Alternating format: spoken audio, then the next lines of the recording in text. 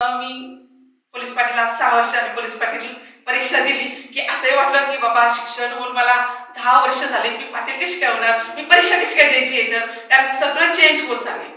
कारण वर्षानुवर्ष सगळं चेंज होतं, एकदम वेगळं काहीतरी शिकायला मिळतं ना. चला तिथे पण ट्रेनिंग केली, तिथे पोलीस पाटील झाले, तिथे मला 85 मार्क्स पडले की चांगले येणे पहिल्या येणे आले. आणि आज 6 वर्षांनी पाटीलकी पण करते. पाटीलकी करता करता हे दोन्ही पण चालू ठेवलं. बचत गट पण आहे, रेशनिंग पण आहे आणि हे पण आहे. तर मग असं वाटतं की थोडंसं की आता आपल्याला एक बोलण्याची संधी असते.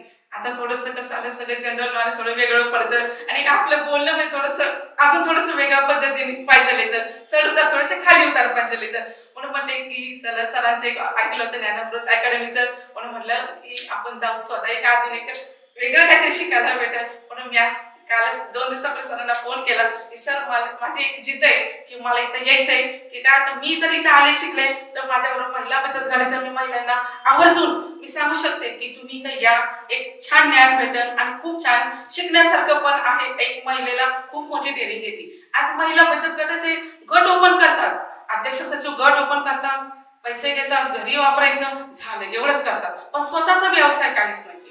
आणि इतक्या महिलांसाठी शासनाने इतके व्यवसाय दिले, इतक्या गोष्टी दिल्या, पण ती महिला करत नाही. पैसे घेणार, उचलणार, घरच्यांना वापरायला देणार, ते वर्षांनी येऊन भरायचं, एवढंच काम चालू आहे. तर म्हणून म्हटलं एक चांगलं मी स्वतः शिकले की माझ्या मागे 4 महिला शिकलेले, तर म्हणून मी यासाठी इथे आलेले आहे. तर सरांनी मला एक छान संधी देण्याचं अजूनही ते केलेलं आहे, याबद्दल मी सरांचं धन्यवाद. मी माझे 2 शब्द बोलते. 2 शब्द नाही बोलले, मस्त बोलले. मी मॅडमला मागाशीच ऑफिसमध्ये म्हटलं तुमचा आवाज हे तुमचं एक प्लस पॉइंट आहे आणि डेअरिंग हा दुसरा प्लस पॉइंट आहे. फक्त मायनस पॉइंट एकच आहे, त्या काही खूप करतात. तर आपल्याला त्याच्यावरती थोडंसं कंट्रोल करावं लागेल. बाकी जे वक्तृत्व आहे ते तुमचं कमीत कमी कालावधीमध्ये खूप चांगलं होणार आहे.